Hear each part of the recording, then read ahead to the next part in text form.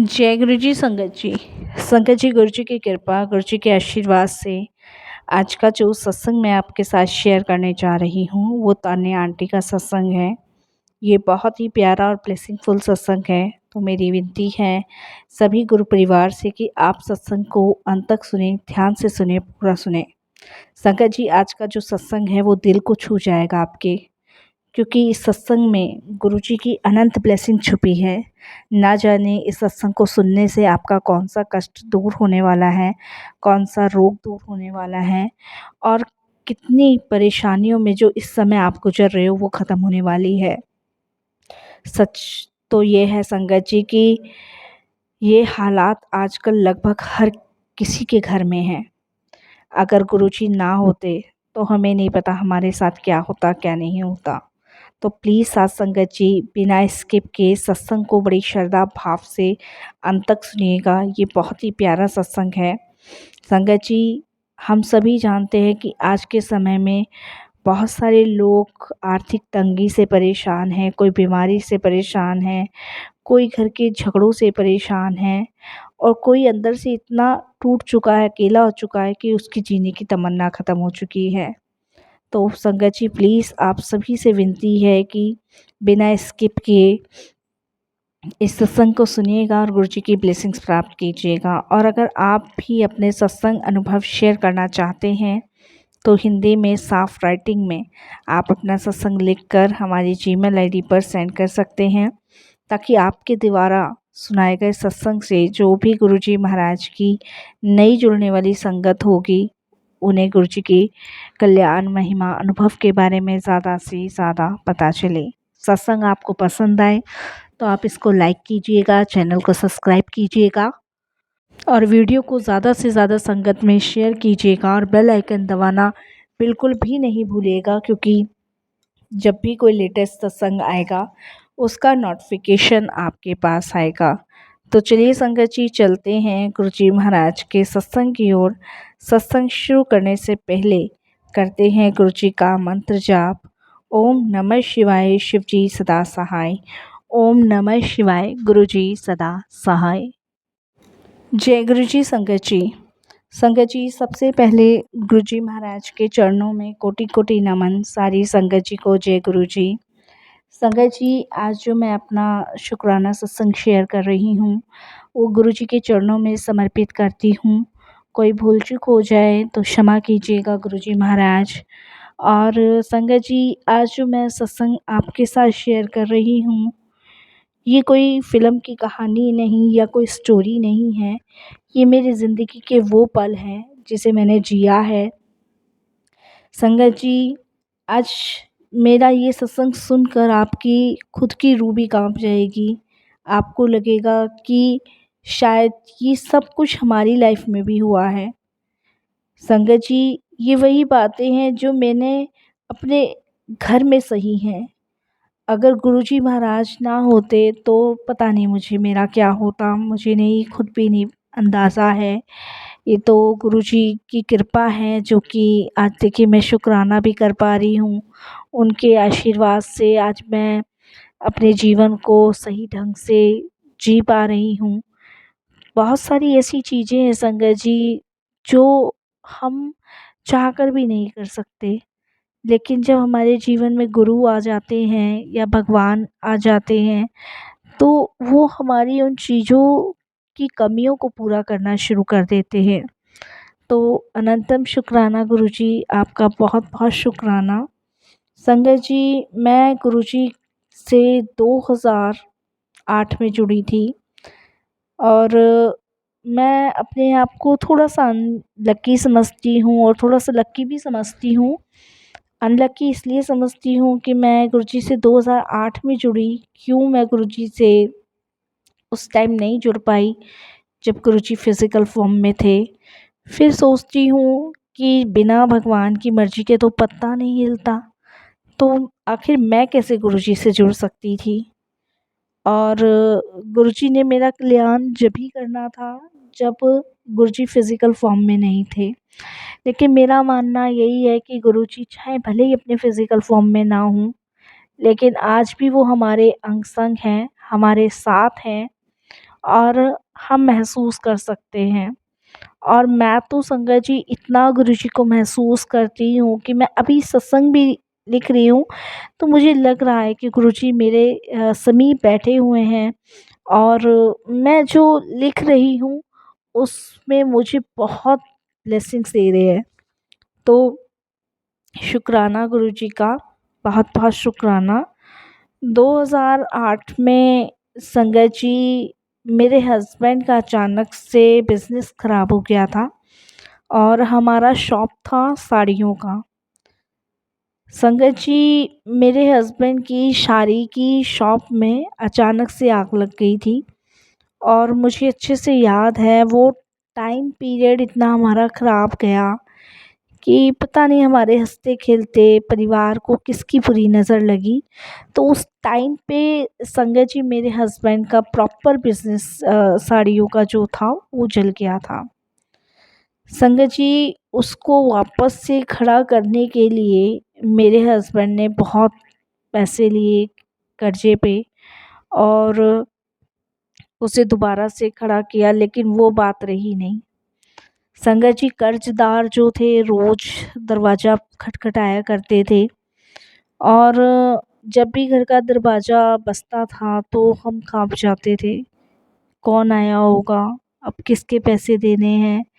क्योंकि संगत जी हमने सोचा यही था कि बिज़नेस फिर से चलेगा और शायद कर्ज़ा फिर धीरे-धीरे उतार देंगे।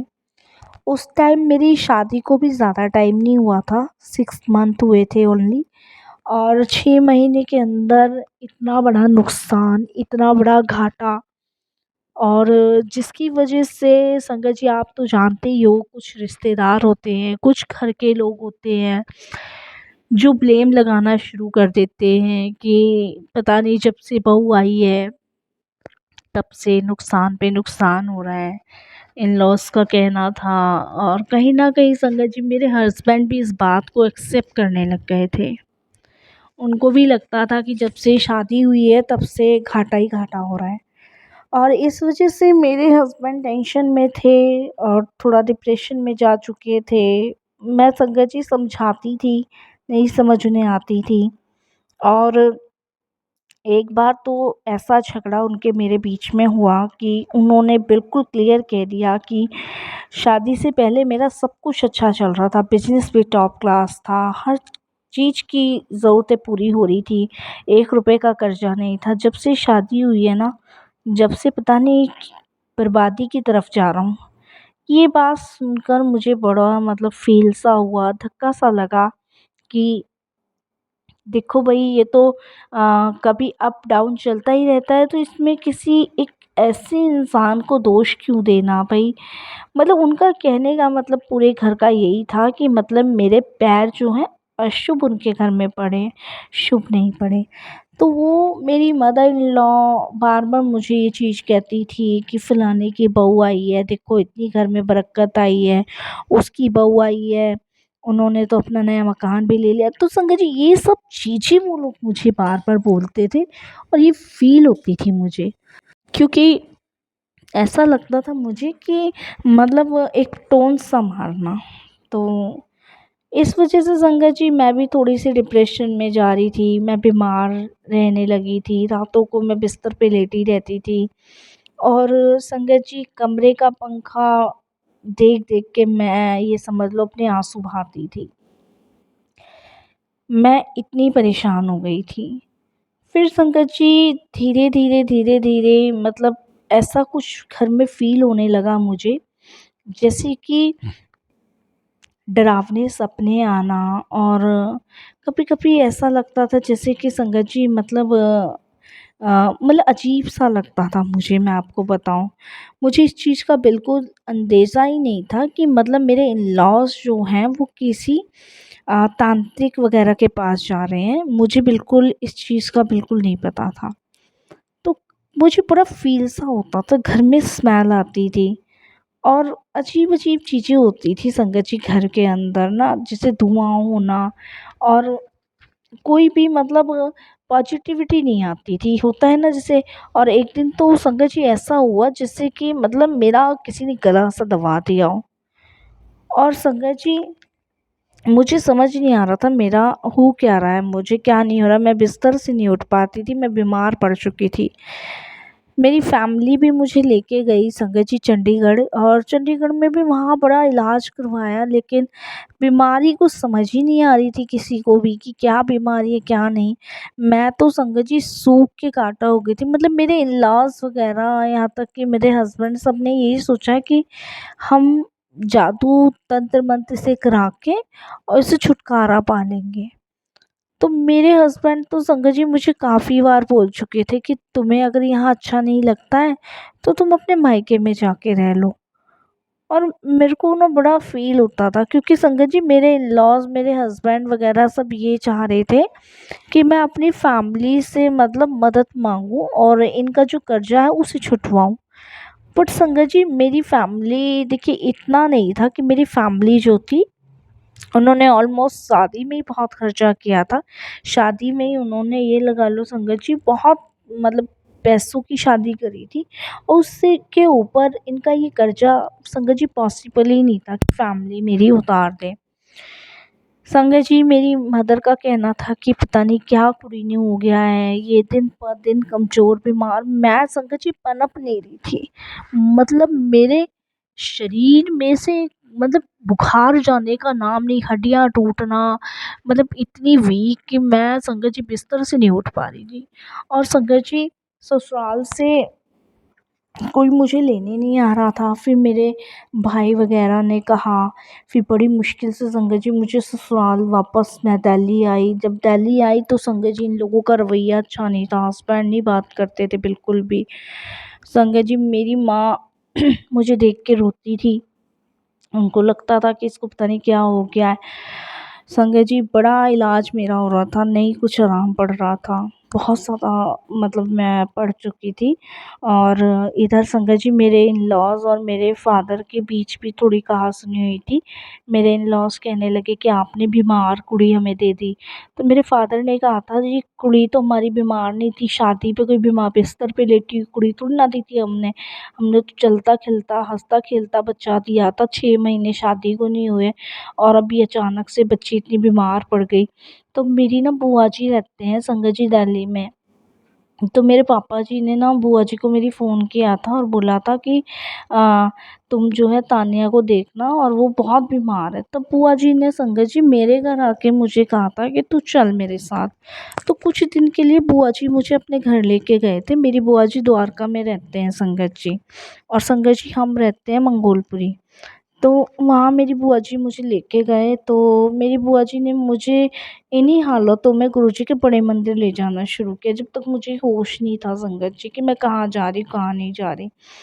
और वहाँ पे संगत जी जब मैं गुरुजी के दरबार गई तो वहाँ मैंने गुरुजी के सामने एक दिव्य प्रकाश निकलता हुआ देखा। और संगत जी जब वो दिव्य प्रकाश मैंने देखा तो अचानक से मेरी आँख वहाँ बंद होने लग गई। फिर मुझे नहीं पता संगत जी मैं क्या कर रही थी क्या नहीं, मैं अपने सुध-बुध में थी नहीं। तो संगत जी फिर उसके बाद मेरी बुआ जी ने मुझे इन्हीं हालातों में गुरुजी के दरबार ले जाना शुरू किया। गुरुजी का चाय प्रसाद, लंगर प्रसाद, जल प्रसाद पिलाना शुरू किया। संगत जी जैसे-जैसे मैंने ये सब किया, वैसे-वैसे संगत जी मेरे को थोड़ा-थोड़ा मेरा माइंड जो था सेट होना शुरू होने लग गया। तो मैं बुआ जी को बोलती कि बुआ जी मतलब मैं कब ससुराल जाऊँगी?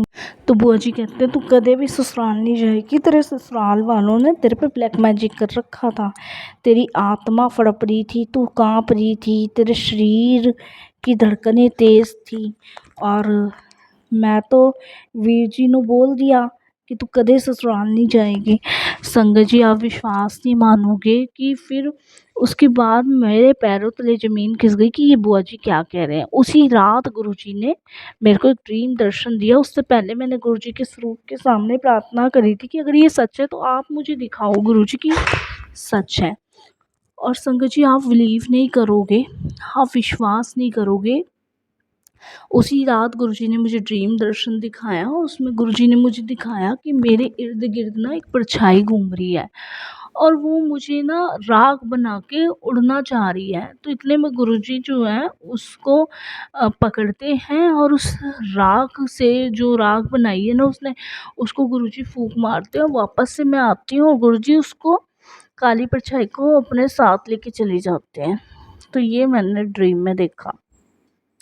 और संगत जी, जब मैं सुबह उठी तो मुझे पूरा अपना शरीर हल्का-हल्का लगा। संगत जी, उसके बाद आप विश्वास नहीं करोगे, क्योंकि संगत जी मैं चाहती थी मैं ससुराल जाऊँ, मैं अपने हस्बैंड को नहीं छोड़ना चाहती थी, क्योंकि मेरी बड़ी सिस्टर घर बैठी थी, क्योंकि उसकी फैमिली भी ऐसी निकली थी। पर गुरुजी की कृपा देखिए कि उसके नेक्स्ट डे गुरुजी की कृपा से मेरे हस्बैंड का फ़ोन आया और उन्होंने कहा कि तान्या, मैं तुझे लेने आ रहा हूँ बुआ जी के घर से और तू तैयार हो जा। मैं बुआ जी के से जब ये बात कही, तो जब मेरे हस्बैंड ने बुआ जी से बात कही तो बड़ी मुश्किल से मेरी बुआ जी राज़ी हुए। और मेरी बुआ जी ने कहा कि आप लोगों ने इस पे जो कराया है ना वो ठीक नहीं कराया, अब की कुड़ी नूं कुछ हुआ ना तो आप देख लीजिए। तो संगत जी, धीरे धीरे घर का, ससुराल का माहौल चेंज होना शुरू हुआ। पता नहीं कैसे हुआ, ये तो गुरु जी जाने। पर मेरे को बुआ जी ने गुरु जी का स्वरूप दिया था, जिसे मैं साथ लेके अपने ससुराल गई थी, आज भी मेरे पास ही है।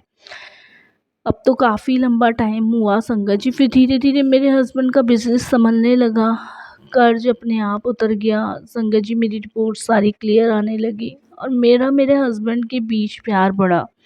उनको लगा कि शायद उन्होंने मेरे से शादी की है और मेरे साथ जो बिहेव किया गलत किया, तो इस चीज़ के लिए उन्होंने मुझसे माफ़ी भी मांगी। सबसे बड़ा चमत्कार संगत जी वो कि गुरुजी ने मुझे मौत के मुंह से बाहर निकाला। पता नहीं मेरा क्या होता। मेरे इन लॉ, मेरे हस्बैंड इतने ख़राब नहीं थे संगत जी, जितने मेरे इन लॉज ख़राब थे। और वो कहते हैं ना संगत जी, घर बिगाड़ने के पीछे ना कोई और ही होता है, हम नहीं समझ पाते। ये तो गुरुजी की कृपा समझ लीजिए, गुरुजी की ब्लेसिंग्स समझ लीजिए कि आज मैं बिल्कुल ठीक हूँ।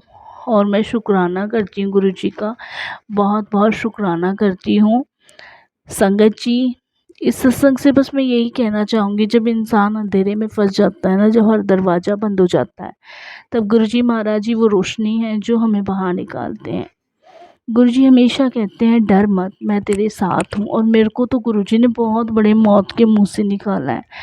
संगत जी, मेरे इन लॉस जो हैं वो जाते हैं, अभी भी जाते हैं किसी बाबा वगैरह के पास, बट मेरे पे किसी चीज़ का बुरा असर नहीं होता संगत जी, क्योंकि मेरे साथ मेरे गुरुजी हैं। और मेरे हस्बैंड भी गुरुजी को बहुत मानते हैं। और देखिए, कहते हैं ना, जब हस्बैंड सही है तो फिर ज़िंदगी आराम से कटती है। बाकी हमने सब गुरुजी पे छोड़ा है। अब तो खैर मेरे बच्चे बड़े बड़े हैं, तो गुरुजी ने एक सहारा, एक सपोर्ट मुझे बनाया हुआ है। तो शुक्राना गुरुजी, बहुत बहुत शुक्राना। और यही मैं सत्संग को विराम देती हूँ। जय गुरु जी, शुक्राना गुरु जी।